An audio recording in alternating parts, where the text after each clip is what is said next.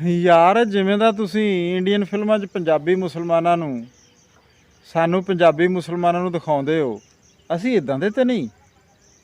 ਤੁਸੀਂ ਮੁੱਛਾਂ ਸਾਫ਼ ਕਰਾ ਦਿੰਦੇ ਹੋ ਉਸ ਕਰੈਕਟਰ ਦੀਆਂ, ਤੁਸੀਂ ਉਹਦੀ ਦਾੜੀ ਅਜੀਬ ਤਰ੍ਹਾਂ ਦੀ ਬਣਾ ਦਿੰਦੇ ਹੋ, ਤੁਸੀਂ ਉਹਨੂੰ ਪਜਾਮਾ ਪਵਾ ਦਿੰਦੇ ਹੋ, ਤੁਸੀਂ ਗਲ 'ਚ ਰੁਮਾਲ ਪਵਾ ਦਿੰਦੇ ਹੋ। ਸਾਡਾ ਪੰਜਾਬੀ ਮੁਸਲਮਾਨਾਂ ਦਾ ਰੂਪ ਇਦਾਂ ਦਾ।